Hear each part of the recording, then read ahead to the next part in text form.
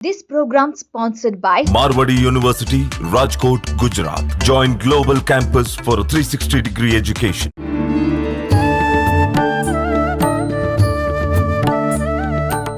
నమస్కారం, welcome to I dream. ధర్మ మార్గం కార్యక్రమానికి స్వాగతం. నేను మీ విజిత. ప్రస్తుతం మనతో పాటు ఉన్నారు శ్రీ విద్యా ఉపాసకులు. గత కొన్ని సంవత్సరాలుగా ఎంతో మందికి ఉపాసన శిక్షణ ఇచ్చిన వారు శ్రీ శ్రీ శ్రీ గురు కరుణామయ్య గారు. ఇప్పుడు గురుగారితో మాట్లాడి మరిన్ని విషయాలు తెలుసుకుందాం. నమస్కారం గురుగారు. శ్రీమాత్రే నమః. గురుగారు, శ్రావణ మాసం వచ్చింది అనగానే ఒక మంచి పండగ వాతావరణము, ఎక్కువగా మాసం అంతా కూడా శుభకార్యాలుకి పెట్టింది పేరుగా మాట్లాడుకుంటూ ఉంటాము.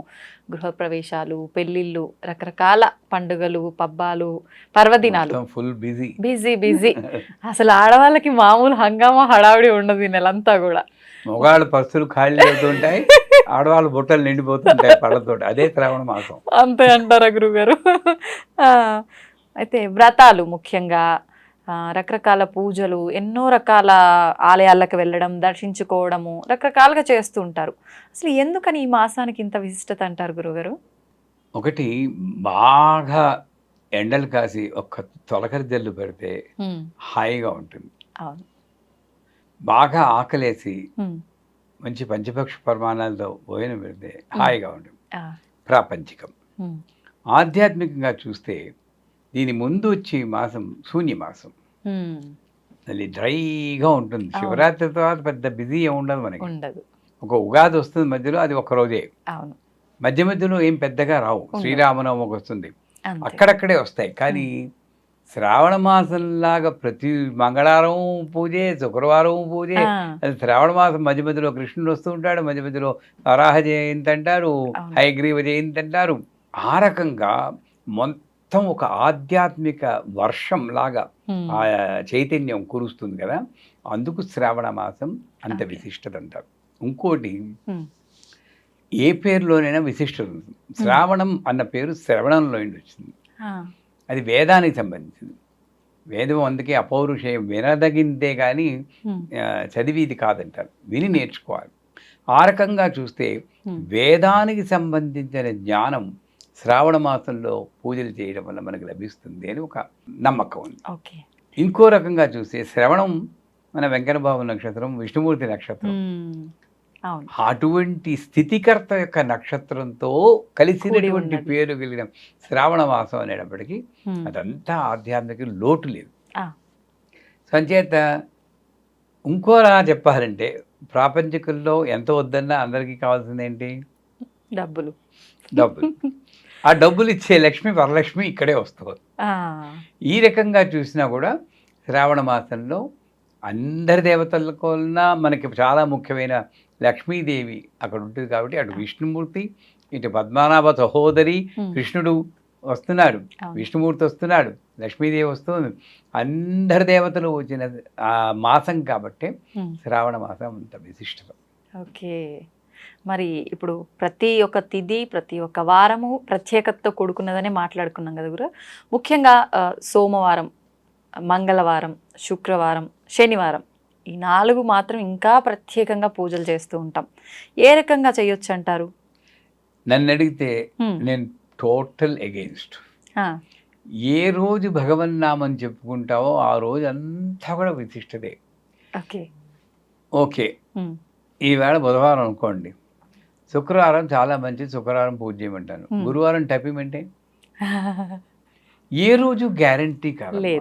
అంచేత కాకపోతే కహీలహ్రీం హసకహలహ్రీం పగలహ్రీం పంచదశి మంత్రం.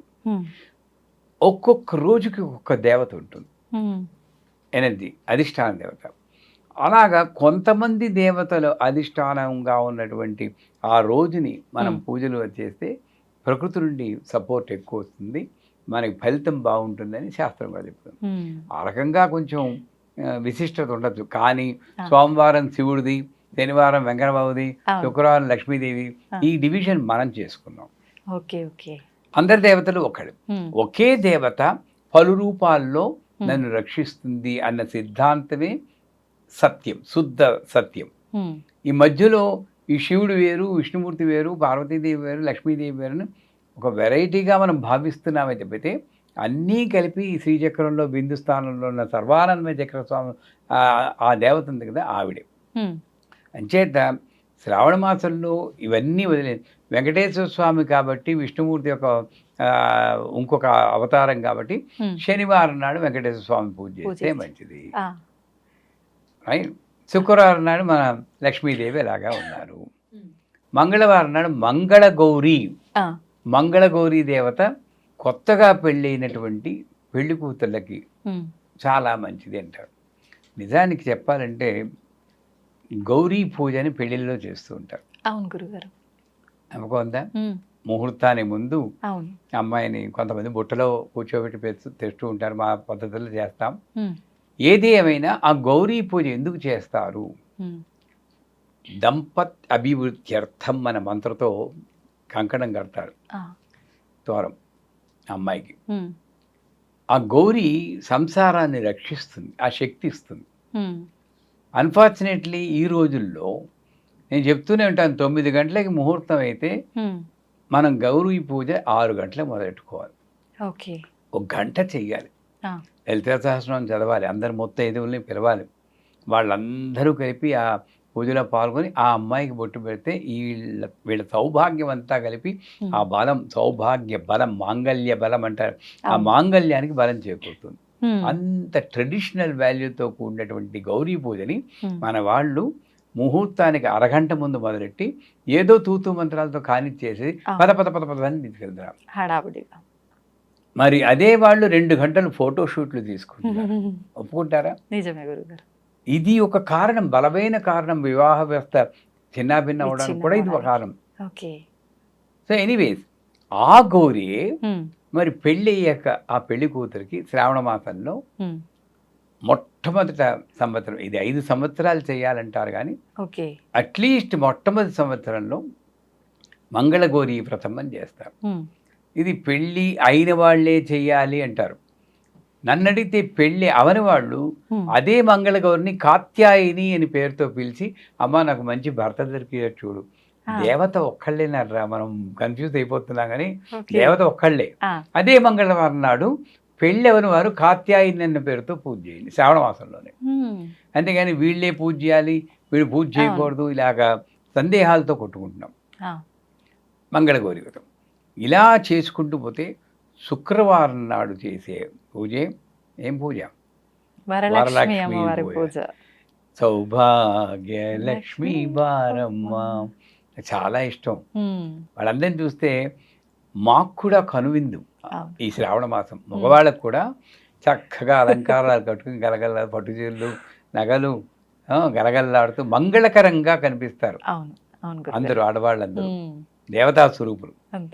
సో ఆ శ్రావణ మాసంలో పౌర్ణమి ముందు వచ్చేది శుక్రవారం నాడు అన్నారు. ఇక్కడ కూడా నేను శాస్త్రం మీద నాకు గౌరవం ఉంటే న్యాయంగా ఆ రోజే చేయాలి. పౌర్ణమి నుండి వచ్చే శుక్రవారం. వీళ్ళు దాన్ని అమెండ్ చేసి ఏదో ఒక రీజన్ చెప్పి ఏ శుక్రవారం పర్వాలేదు అన్నారు. నన్ను అడిగితే అన్ని శుక్రవారాలు వరలక్ష్మి వ్రతం చేసుకోమంటాను ఓపిక ఉంటే. అది కరెక్ట్ పద్ధతి. ఏదో ఒక శుక్రవారం చేయడం అనేది అంత మంచిది కాదు. శ్రావణ శుక్రవారం పౌర్ణమిని వచ్చే శుక్రవారం చేయలేదు సరే, మిగతా 3 శుక్రవారాలు చేయండి. అంటే శ్రావణ మాసంలో లక్ష్మీదేవిని పూజ చేయడం భాగ్యం. శ్రావణ మాసంలో వచ్చే శుక్రవారం నాడు, శుక్రవారం నాడు పూజ చేస్తే శుక్రుడు భోగకారకుడు. ఏ సంసారం ఇంతున్నా డబ్బు ఇంతున్నా 10 రూపాయలు ఉంటే 10 రూపాయలు అనుభవించే భోగమే భాగ్యం. ఆ 10 రూపాయల్లో 9 రూపాయలు అనుభవించి ఇంకొక రూపాయి దానం చేస్తే అది సౌభాగ్యం. రెండింటికి అంత తేడా ఉంది. ఈ రెండింటిని ఇచ్చేటటువంటి తల్లి వరలక్ష్మీదేవి. ఆవిడ్ని మనం ఈ శ్రావణ మాసంలో పూజ చేస్తాం. చూడండి ఎంత విశిష్టత ఉందో నిజంగా. అయితే ఇప్పుడు గురుగారు మీరు అన్నట్టుగా 3 వారాలు చేయకుండా ఒకటే వారమే చేస్తుంటారు. మళ్ళీ ఆ ఒక్క వారం కూడా వీలు పడని వాళ్ళు ఏదో ఒక వారం చూసుకొని పెట్టుకుంటారు. అలా చేయొచ్చు అంటారా? ఎలాగైనా సరే శుక్రవారం నాడు ఏదో ఒక వారం శుక్రవారం నాడు మనకి మనస్సు స్థిరంగా ఉండాలి.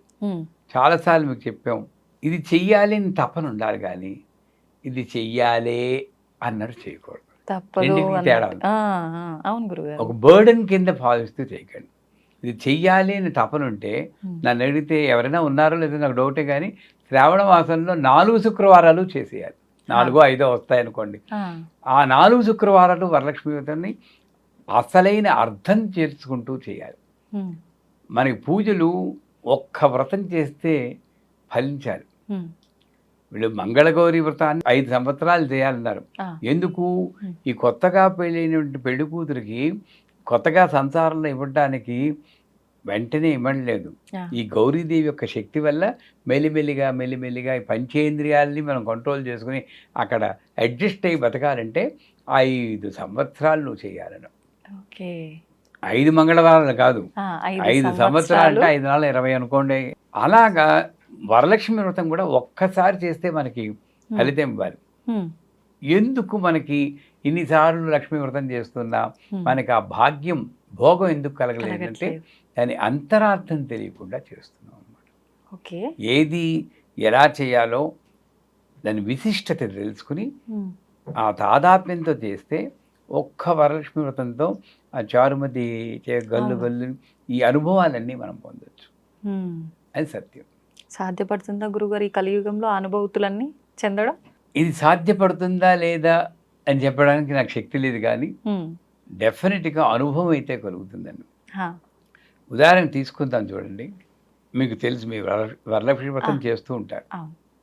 ఆ వ్రతం ఎలా మొదలవుతుంది? ఏ వ్రతమైనా తర్వాత సెప్టెంబర్లో వినాయక చవితి వస్తుంది. మనం అనుకుంటాం ఆ పూజ టైంలో చేసి ఇదే పూజ అంటారు. కానీ కథ ఏం చెప్తుందంటే పొద్దున్న లేచిన దగ్గర నుండి రాత్రి పడుకుని దాకా ఆ రోజంతా వరలక్ష్మీదేవిని గురించి ఆలోచిస్తూనే గడపాలి. అది ఫస్ట్ ప్రిన్సిపల్ చేయాల్సింది. సో ఆడవాళ్ళందరూ కూడా వరలక్ష్మి వ్రతం చేయాలంటే పొద్దున్నే లేవగానే మంచం మీదే ఓం శ్రీం హ్రీం శ్రీం కమలే కమలాలయే అని మంత్రం కానీ, లేదా లక్ష్మీ క్షేత్రముద్రాంతనయం శ్లోకం కానీ, హ్రీం మహాలక్ష్మి అయిన మంత్రం కానీ, పళ్ళు కూడా తోకోడు, ఆ మంచం మీద చెప్పాలి. అవునా గురుగారు? భయమేస్తుందా?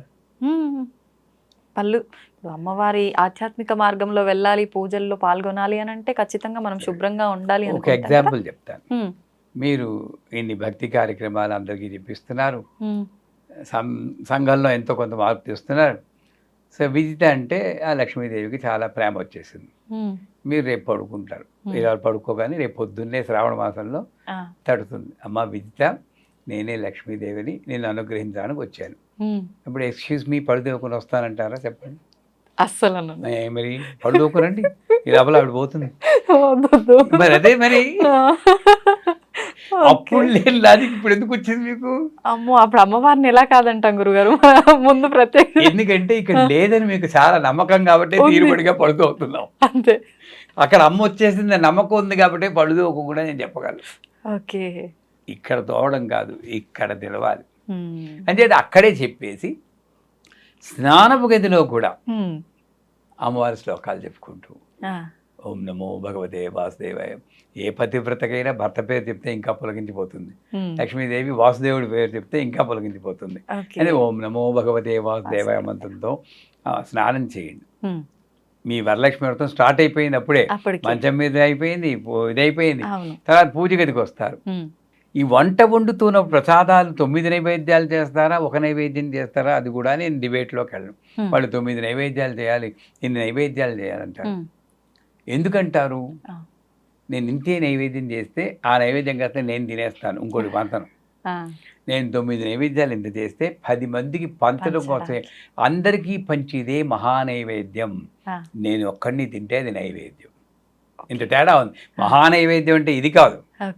సో నా శక్త్యానుసారం పిండి వంటలు చేసుకుని అన్ని స్వీట్లు నేను తింటే ఏమవుతుంది? నాలాగా డయాబెటిక్ వస్తుంది నాకు వచ్చినట్టు. నేనే పంచాలి. అక్కడ కూడా భేదభావం లేకుండా ఇంట్లో పని చేసే పని మనిషికి కూడా నేను పంచగలగాలి. పంచని వాళ్ళు చాలామంది ఉన్నారు. మామూలు పట్టు చీర కట్టుకునే వాళ్ళకే పంచుతారు, మిగతా వాళ్ళు పనికిరారు వాళ్ళకి. ఇది చాలా తప్పు. సో వంటగదిలో వంట చేస్తున్నంతసేపు కూడా ఇందాక ఒకసారి చెప్పుకున్న విగ్రహాలన్నీ గదుల్లోనూ అవును. పెట్టుకొని మా జ్ఞాపకం ఉందా ఓ రోజు గుర్తుంది. చెప్పుకున్నాం. అవునవును. అలాగా ఆ విగ్రహం అన్నపూర్ణమ్మ అక్కడ ఉంటుంది కాబట్టి అక్కడ కూడా అన్నపూర్ణమ్మలో లక్ష్మీదేవిని చూస్తూ ఏదో ఒక శ్లోకం లక్ష్మీ అష్టోత్తరం కానీ లక్ష్మీ సూక్తం కానీ చెప్పుకుంటూ పోనీ మీకు రాదు యూట్యూబ్లో వింటూ. పెట్టేసేయండి, ఆడియో పెట్టండి, అది వింటూ కలిగి పెట్టండి, భగవన్నామం చెప్తూ కలిగి పెడితే అది అమృతం అవుతుంది. అది నిజమైన నైవేద్యం. ఓకే. బా చాలా టైం అయిపోయింది, వరలక్ష్మి వ్రతం ఇంకా ఎప్పుడు అవుతుందో ఏమిటో, మళ్ళీ నేను షూట్కి వెళ్ళిపోవాలి అనుకుంటూ చేస్తే ఆ చక్కెర పొంగల్లో ఎక్కడ మిమ్మల్ని అంటలేదు అంటే ఆ చక్కెర పొంగల్లో ఎక్కడ నైవేద్యం, అది ఎనర్జీ ఎక్కడ ఉంటుంది? అవును. ఆ రోజంతా కూడా అనమాట. అందుకే వాళ్ళు క్లియర్గా చెప్పాడు, ఆ రోజంతా కూడా లక్ష్మీదేవిని గురించి ఆలోచిస్తూ ఉండాలి. అయిపోయింది. పూజ గదికి వస్తారు. పూజ గదికి వచ్చాక అక్కడ ప్రతి అంశము కూడా చాలా ముఖ్యం. పీఠం ఏర్పరచాలన్నారు. ఆ ఠా తీసేస్తున్నాం, పేట వేస్తున్నాం. అక్కడ ఠా అని ఎందుకు పెట్టాడంటే, ఠా అంటే సంస్కృతంలో నిలువు అని అర్థం. విఠల్ అన్న పదం ఎలా వచ్చిందంటే ఈంటి పెలిస్తే టన్ ఠల్, ఒక ఇటుక వేసి అక్కడ నిలబెట్టాడు.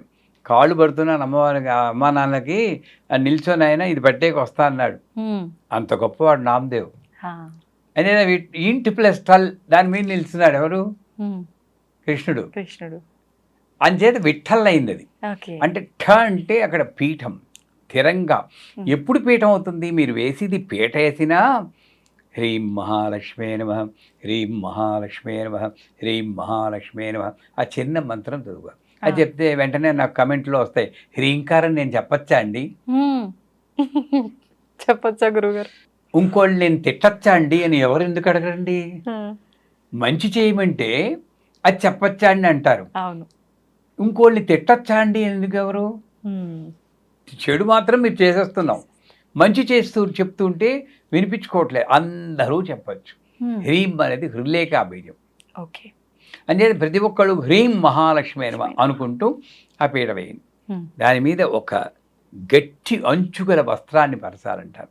అక్కడ కూడా స్పెసిఫికేషన్ చెప్తారు. గట్టి అంచు అంటే నమ్మకం, మొక్కవోని నమ్మకం.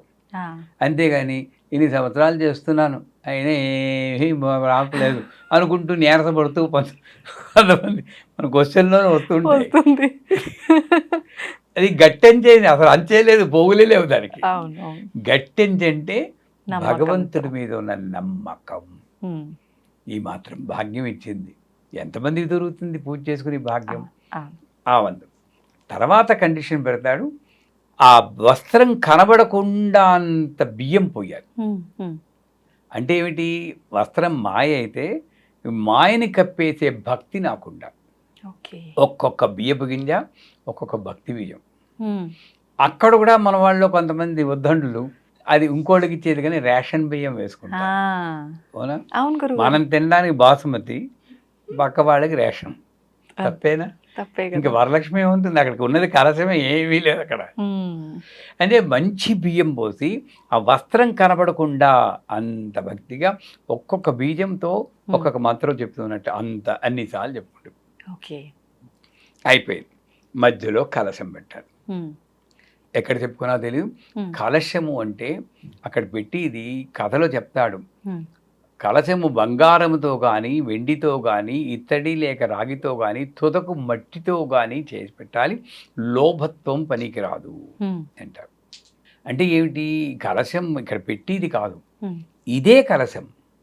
కలశస్య ముఖే విష్ణు కంఠే రుద్ర సమాధిత మూలే తత్రతో బ్రహ్మ మధ్యే మాతృగణాసుత కుక్షౌ దుస్సాగరా సర్వే సప్తద్వీపా వసుంధర. 7 చక్రాలు ఇక్కడ ఉన్నది, 7 సముద్రాలు. అందుకే కలశంలో నీళ్లు పోయాలి. బియ్యం వేస్తుంటారు. ఈ కలశమే మనం, శరీరం. ఆ శరీరంలో ఉన్న ప్రాణశక్తే నీళ్లు. నీళ్లుంటే సరిపోతుందా? అందుకే ఒకసారి ఎక్కడో ఆధ్యాత్మికంలో పెద్ద ఆయన అంటారు, నడిచే శవాలు, పెద్ద అంటే శంకరాచార్య చంద్రశేఖర సరస్వతి, నడిచే శవాల్లా ఉండకూడదు, శివాల్లా ఉండాలని. ఒత్తి ప్రాణం మాత్రం ఉంటే నడిచే శవం. అందువల్ల దాంట్లో ఉండాల్సిన గంధ పుష్ప అక్షతలు వేయమన్నాడు. జ్ఞానం, గంధం అంటే అసోసియేషన్.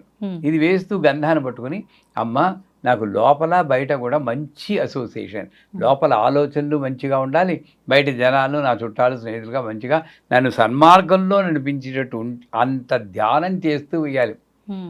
ఎవరు వేస్తున్నాం? గంధం, పుష్పం, అక్షతం పెట్టేసేయడం ఇలా చేయకూడదు. అవి పట్టుకుని ఒక్కసారి ధ్యానం. ఆ ఒక్కరోజైనా సరే ఇంకే ప్రోగ్రాము లేదు నాకు, ఇదే ప్రోగ్రాం. ఇంతగా చేస్తే వరలక్ష్మి వ్రతం ఇంతేనండి, చిన్నదే. ప్రకృతి వికృతి చేస్తే అయిపోతుంది. వినాయక చవితి కూడా ఇంతదే. ఎందుకు ఇంత దాంట్లో అంత ఫలితం ఉంటుంది? మొదటి నుండి నేను ఇలా చేస్తే అంత ఫలితం వస్తుంది. ఓకే. గంధం వేస్తూ ఆ ధ్యానం చేయాలి. పుష్పం, మంచి చిన్న పుష్పం తీసుకోండి. అమ్మ నా హృదయం కూడా విశాల హృదయం ఉండేటట్టు అనుగ్రహించు తల్లి, నేరో మైండెడ్ మొగ్గలా కాదు అని చెప్పి అలా తలుచుకుని విశాల హృదయంతో దాన్ని వేస్తారు. అక్షతలు, నడుం విరక్కూడదంటారు అక్షతలకి. విరిగిన నూకలా వేస్తుంటారు కొంతమంది, రవ్వలాగా. అసలు విరక్కూడదు. అందుకే బాస్మతి రైస్ని తీసుకుని కొంచెం పసుపు కలిపి ఒక చుక్క నెయ్యి వేసి దాంతో అక్షతలు చేసుకోవాలి. నీళ్లు కలిపి చేస్తే అది మెత్తబడిపోయి విరిగిపోతుంది. విరిగితే దాని క్షతము కానిది అక్షత అంటే విరగంది. విరగంది అని చెప్తే నేను విరిగిన రవ్వ వేస్తే ఉపయోగం ఉంది. ఆ అక్షతలు పట్టుకుని అంటే మొక్కవోని సంకల్పం అంటారు. అమ్మవారు నన్ను రక్షిస్తుంది, నాకు భాగ్యం ఇచ్చింది, ఇస్తుంది కూడా అని చెప్పి అది ఈ 3 వేసాక పంచ పల్లబొమ్మలు పెట్టమంటారు. 5 ఆకులు. దానికి డిస్క్రిప్షన్ రావి, మర్రి, వేప, మామిడి అంటారు. అవన్నీ వెళ్ళొద్దు మనం. ఎప్పుడు దొరికి 5 మామిడి ఆకులు కానీ 5 తమలపాకులు కానీ తిరగేసి పెట్టాలి ఆ కోస పైకి వచ్చేటట్టు. అదే 5 ఇంద్రియాలకు సంకేతం. కూడా మనమే అక్కడికి వస్తున్నాం. ఇక్కడ ఉన్నదే దేహము, ప్రాణము, వాసనలు, ఆధ్యాత్మిక వాసనలు, ఇంద్రియములు వచ్చాయి. దీని మీద ఒక కొబ్బరికాయను పెట్టాలి. ఇక్కడ కూడా పీచు తీసేయాలా, పీచు ఉంచాలా, రెండూ కరెక్టే. పీచు తీసేది కరెక్టే, పీచు తీయకపోవడం కరెక్టే. నేను పీచు తీయను, కానీ తీసేవాడు తీస్తే 3 కన్నులు కనబడతాయి. ఆ కళ్ళు కనబడడం కోసం తీస్తారు వాళ్ళు. మూసుకుపోయి కళ్ళు కనపడడం అంటారా?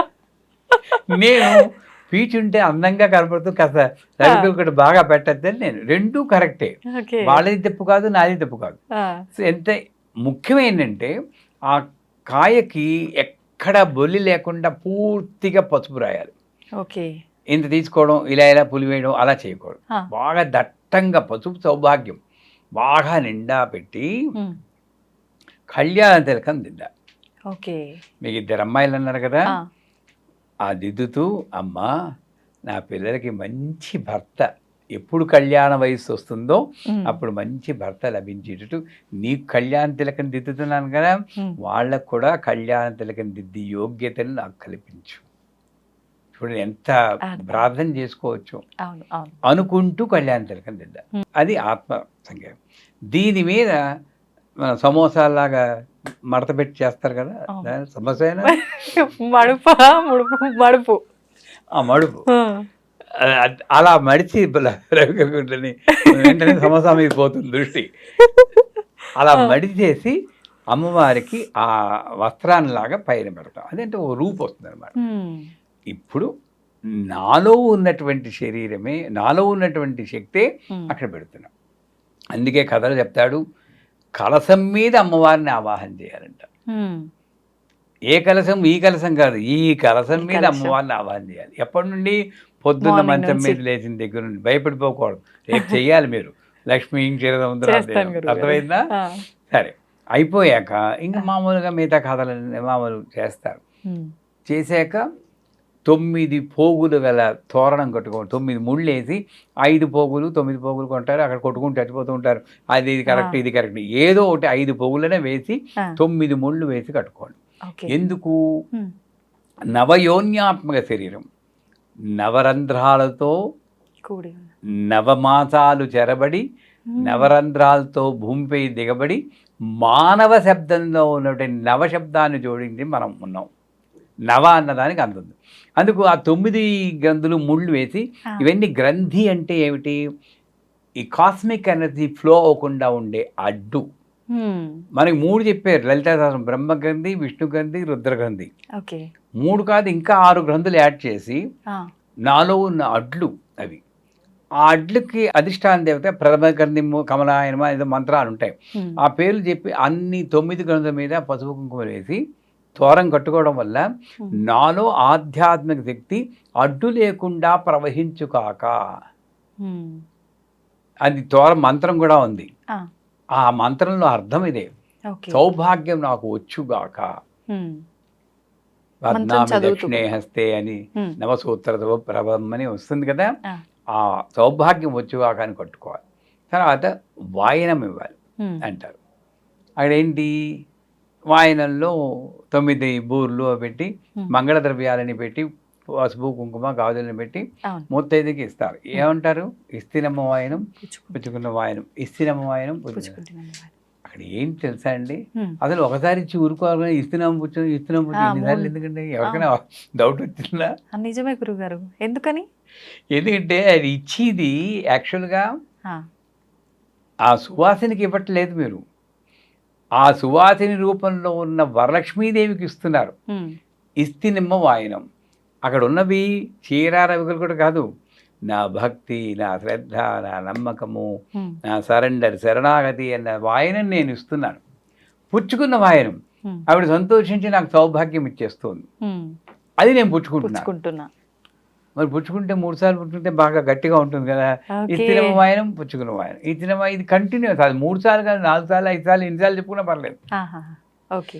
అలా 10 సార్లు చెప్తే ఆవిడ ఇవ్వమ్మా నేను ఇండిపోవాలని టైం అయిపోతుంది. అదే ఒక మినిమం 3 సార్లు చెప్పుకున్న తర్వాత పూజ చేసిన బ్రాహ్మణుడికి యథాశక్తి దక్షిణ ఇచ్చి సంస్కరించాలంటారు. అది ఆచారం. పోతే కథకు వస్తే, కథ మన వాళ్ళు తెలిసిన కథ అయినా కదా అని గడగడగడగడగడా చేస్తారు. దాంట్లో ముఖ్యమైన వాక్యాలు మర్చిపోతున్నాము. ఏంటవి గురుగారు? ఆవిడ పేరే ముఖ్యం. ఫస్ట్ చారుమతి. చారు అంటే ఏంటి? 4 అదొకటి. చారు అనేది పైనాపిల్ చారు, మిరియాల చారు అది కాదు. చారు అంటే సంస్కృతంలో అందమైన అని అర్థం. చారు హసన్, చారు హాస, ఆ పేర్లు మంచిగా నవ్వివాడని. చారు హసన్. చారుమతి అందమైన బుద్ధి కలది. అంటే హీరోయిన్కి అందమైన బుద్ధి ఉంది, ముందే చెప్పేస్తున్నారు క్యారెక్టర్ని అంతా. అందమైన బుద్ధి ఎలా ఉంటుందో వర్ణిస్తాడు. ఇది ముఖ్యం వరలక్ష్మి వ్రతం. ఇది కానీ అనకూడదు. కానీ 9 రకాల నైవేద్యాలు చేసేయచ్చు మీరందరూ, 21 చేసేస్తారు, వాయనాలు ఇమ్మంటే ఇస్తారు. ఈ ఒక్క లైను పాటించడానికి ఇంకో జన్మెత్తాలి, శ్రమించాలి అలా. అందుకు ఎందుకంటే చారుమతి దేవి ఉదయాన్నే నిద్రలేచి, అదే కష్టం మనకి, సూర్యుడు రావడానికి ముందే లేవాలి. గయ్యాళిగాక మితముగా సంభాషించు, ఇది కూడా కష్టం. ఇంకా కష్టం వస్తుంది. పెనిమిట్ని అత్తమామలను దైవముగా భావించి, అంతే ఇంకైపోయి. ఇంక వరలక్ష్మి వ్రతం చేయడం ఇంపాసిబుల్. చేయకుండా ఏం లేదు, మేము ఎందుకు చూస్తాం. అలాగే ఇదే మెయిన్. భర్తను అత్తమామలను దైవంగా ఆ ఒక్కరోజైనా భావించండి రా బాబు. మా అమ్మగారు ఇప్పటికీ నేను గుర్తుంది, 3:30కి లేచి మా నాన్నగారి కళ్ళకి అద్దుకుని మంగళసూత్రం తీసుకుని ఇలా అద్దుకుని అప్పటి నుండి మొదలెడుతుంది అనమాట స్తోత్రాలు. ఈ రోజుల్లో అలా చేసేవాళ్ళు లేరు. ఇది సరెండరా బానిసత్వమా అలా ఆలోచించకూడదు. స్త్రీలో ఉన్న గొప్పతనం అది. వాడు ఎలాంటి వాడైనా సరే తల్లి హృదయం ఎలా ఉంటుందో అలాగ సరెండర్ అయ్యేదే నిజమైన స్త్రీ. అలాంటి స్త్రీలు రుద్రం చదవక్కర్లేదు, పురుష రుద్రం చదవక్కర్లేదు. ఆ చదవక్కర్లేని దాన్ని మార్చి మన వాళ్ళు చదవకూడదు అని పెట్టి అసలే ఎవరికి కావాలో అవసరం అక్కడే వాళ్ళని చదవనీయకుండా చేస్తారు. ఇక్కడ లోపం. అంచేత గయ్యాళిగాక మితంగా సంభావించు, భర్తను పెనిమిటిని అత్తమామను దైవంగా భావించి వాళ్ళు నమస్కరించి, ఇంత మంచిగా ఉంటే ఎవరికి నచ్చదండి. ఆవిడ కాళ్ళలోకి వచ్చేస్తారు. నిన్ను అనుగ్రహిస్తాను అలా చెప్పేస్తుంది. అక్కడ ఇంకోటి, తనకొచ్చిన కల్ని ముందు భర్తకి అత్తమామలకు చెప్పి వాళ్ళ అనుమతి తీసుకుని వచ్చిన స్నేహితులకి చెప్తుంది, చెలికెత్తలకి చెప్తుంది. అంటే స్వార్థం లేదు అక్కడ. నేను ఒక్కదానే, మనకి ఇప్పుడు ఏదైనా వచ్చిందనుకోండి ముందు మనం వెళ్ళిపోయి, ఆ స్వార్థం లేదు. చెలికెత్తలు చేస్తారు, సరే పూజ చేస్తారు అందరూ. అక్కడ కూడా పౌర్ణమికి ముందు వచ్చే శ్రావణ శుక్రవారం ఎప్పుడు వచ్చినా అని ఆతురతతో ఎదురు చూస్తారు. వాళ్ళు ఉత్సాహంతో ఎదురు చూస్తారు, మనం బెంగతో ఎదురు చూస్తాం. ఎలా చేస్తానో ఏమిటో ఇంతమంది అవునవును. పిలిచేసాను అనుకుంటాం. వెంకట కోసం ఉత్సాహంతో ఎదురు చూశారు. ఆ, ఈ క్యారెక్టర్స్ అన్నీ నాలో రావాలి. నాలో అంటే పూజ చేసే చేసే వాళ్ళు. అలా ఉన్నప్పుడు అంత తాదాత్మ్యంగా చేస్తే, అలాగే ఒక పుష్పం తీసుకుని ఐం హ్రీం శ్రీం ప్రకృత్యే నమః శ్రీం ఐం హ్రీం శ్రీం విద్యాయ నమః శ్రీ ఇలా వెయ్యాలి. ఇంకా మీకు ఓపిక ఉంటే ఓం శ్రీం హ్రీం శ్రీం కమలే కమలాలయే ప్రసీద ప్రసీద శ్రీం హ్రీం శ్రీం ఓం మహాలక్ష్మి అయిన మంత్రం, ఆ మంత్రాన్ని ముందు వెనక పెట్టి అష్టోత్తరం చేయండి. లక్ష్మీదేవి ఇంట్లో కూర్చుంటుంది స్థిరంగా. అంత గొప్ప. కనీసం ఐం హ్రీం శ్రీం ప్రకృతి అంత నెమ్మదిగా పుష్పం వేస్తూ చేయాలి. ఒక ప్రదక్షిణ చేయగానే కాలికి గల్లు గల్లు అని శబ్దం ఏర్పడుతుందంట. మనకి ఎందుకు గల్లు గల్లు శబ్దం రాదు, కేళ నొప్పులు వస్తున్నాయంటే మనకి అంతరార్థం గ్రహించటం లేదు, లిటరల్ మీనింగ్ తీసుకుంటున్నాం. వాళ్ళకు వచ్చేయ అంటే అది కాలంలో జరిగింది, అది వేరే విషయం. మన ఎసెన్స్ తీసుకుంటే ప్రదక్షిణానికి మంత్రం ఏంటి? ఆత్మ ప్రదక్షిణ త్రయ నమస్కారాన్ని సమర్పయాం అంటే 3 సార్లు ఆత్మ ప్రదక్షిణ చేయాలి. గిరగిరా ఇలా తిరగడం కాదు. ఇక్కడ నుండి పైకి కుండలిని శక్తి మూలాధారం సహస్రానికి వెళ్ళి మళ్ళీ మూలాధారానికి వస్తే ఒక ప్రదక్షిణ. అంటే నిజంగా యోగ మార్గంలో నన్ను నేను పరిశీలిస్తూ నేను నడిచి జీవన దారి సరిగ్గా ఉండాలి అనేది ఆత్మ విచక్షణ, సెల్ఫ్ ఎవాల్యుయేషన్ అది చేసుకోవాలి. అది మొదటి ప్రయోగం. అలా చేస్తే గల్లు గల్లుమన్న గజ్జలు కాదు, ఇదేముంది రేపు పొద్దున పారేస్తాం. ఇది అనాహత అనుసంధానం కరిష్యే అంట. లోపలున్న అనాహత శబ్దం వినిపిస్తుంది, ఓంకారం లాగా. అంత హై లెవెల్ ఇప్పటికీ ఉంటుంది. ప్రాణఘోష అని మనకి వినబట్టం లేదు, ఆ శబ్దం వినబడింది. ఇకపోతే 2వ ప్రదక్షిణ చేస్తారు. ఒంటినింత దగద్దగాయమైన ఆభరణాలు వస్తాయండి. మనం చూసుకుంటే ఏముండవు అక్కడ. ఏంటి ఆభరణం? ఆభ అంటే కాంతి. సో మన అంగాలు ఏ పని ఏది చేయాలో అది చేస్తే అది ఆభరణం కిందే లెక్క. నాలుక ఎప్పుడు ఒక రోజులో మేజర్ పోర్షన్ భగవన్ నామని చెప్పాలని అప్పటి శాస్త్రం. ఇప్పుడు కనీసం 5 నిమిషాలు చెప్పండి అని మొత్తుకుంటుంది అమ్మ. అందుకే బిల్వమంగడు ఆ రోజుల్లో రాశాడు, జిహ్వే రసజ్ఞే మధుర ప్రియత్వం సత్యం హితన్వా పరమం వదామి అవర్ణయేదా మధురాక్షరాణి గోవింద దామోదర మాధవేది. అంటే రసమెదిగిన నాలుక అది ఇది మాట్లాడి ఎందుకు నీ జీవితాన్ని వ్యర్థం చేసుకుంటావు? 3 పదాలు ఉన్నాయి, గోవింద దామోదర మాధవ. 3 పదాల్లో ఒక్క పదం చెప్తే నీ జన్మ చరితార్థం అవుతుంది. ఒక నాలుగుకి అంత వాల్యూ ఇచ్చాడు విలువంగళ్ళు.